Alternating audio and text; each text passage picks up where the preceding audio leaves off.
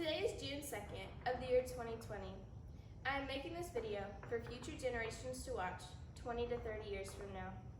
In the current year 2020, our world has faced multiple hardships and nothing is normal anymore. The first hardship was the coronavirus. The CDC says that the virus was first detected in the United States in February, but that all 50 states had confirmed cases by March. It was even declared a global pandemic.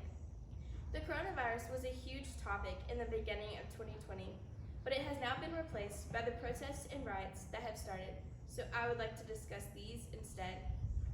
These riots and protests came about due to the awful mistreatment of a man named George Floyd, whose life was taken on May 25th. The police were called because he allegedly used counterfeit money in a store. On both sides, police and citizen, less resistance and fighting should have been done. In many cases, people do their jobs the wrong way. Police are supposed to protect their people, uphold the law, and detain anyone who breaks any laws. The officers on site detained George Floyd the same way they would any man, but there was one issue with how they did it. In no instance should any citizen be held down by a knee on their neck to the point where they cannot breathe. Lorenzo Reyes and Trevor Hughes wrote in their article for USA Today that both the Hennepin County Medical Examiner's Office and an autopsy commissioned by George Floyd's family have ruled that the death of Floyd in an incident that has triggered nationwide unrest was a homicide, and that the 46-year-old's heart stopped beating while police restrained him and compressed his neck. Any person is innocent until proven guilty. So at the end of the day, I do not see a black man killed by a white cop. I see an innocent man killed by a cop who one might call corrupt. So for my first item, I would like to put a pair of handcuffs in my box. These handcuffs represent the wrongful death of George Floyd by a cop while in handcuffs. In reaction to this instance, people assembled and began to protest. These protests started peacefully, but became violent. The First Amendment in the Constitution gives us the right to peacefully assemble and petition our government. I remind you that it only gives us the right to do so peacefully. As my second item, I would like to put a copy of our Constitution in my box. I would like to do so because we people need to constantly be reminded of our rights, especially during a time like today. We as people tend to be very set in our personal beliefs, whether it's political or simply what is wrong and what is right. People in positions of power need to learn how to leave their personal beliefs at home and rely upon only the Constitution and do their job how it was initially created to be done. Our country, along with its people, should grow together, but in today's time, we are growing apart from one another and straying away from the foundation our country and our government was built upon. This is a big issue, and it can only be fixed if we solely rely upon the Constitution and become united. In the uprising of all the riots, I ask, why try to be violent? Why destroy your communities and cities? What will you gain from being violent, even other than even more violence?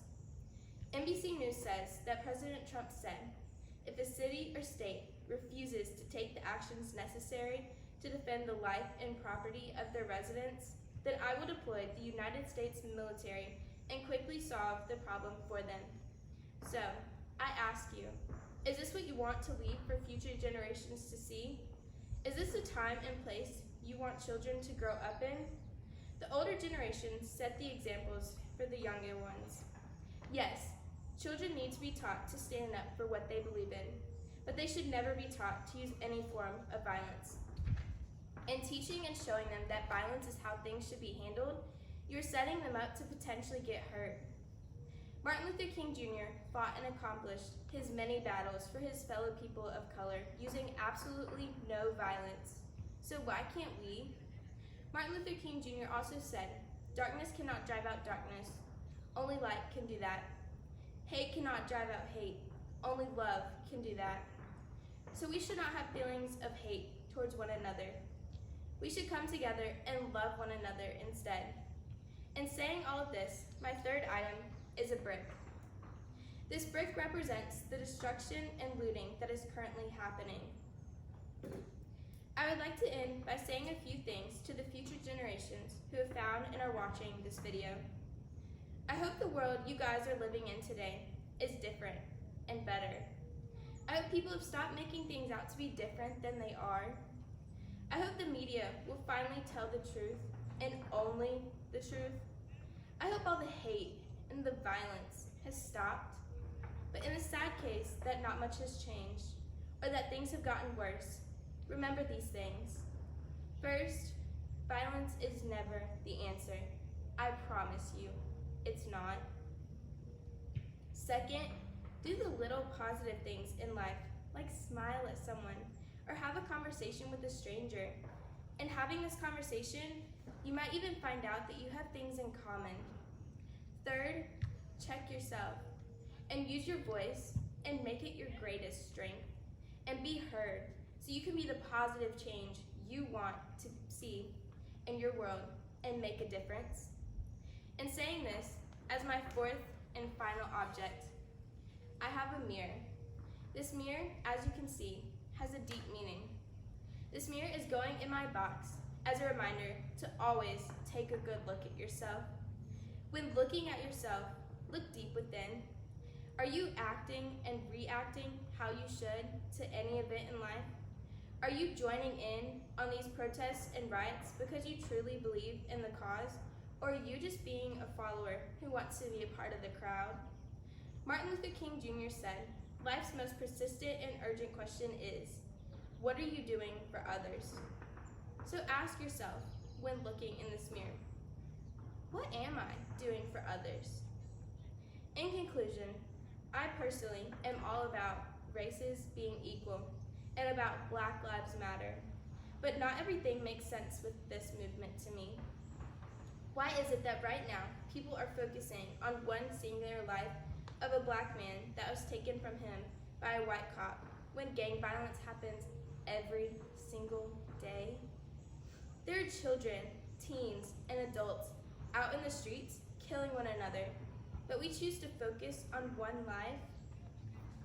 Why not fight for the lives that are taken every single day due to this kind of violence? So, I ask you again, what are you doing for others? Are you in these neighborhoods helping your neighbors out? Are you there to help show these young children that there is a better life for them? Are you there trying to get these kids to see that they do not have to fall into the same patterns that their family and friends may have? Are you trying to break this chain of violence, or are you just adding to it? I know that I am there trying to make a difference, and I'm here now trying to make a difference. So stop and take a long, hard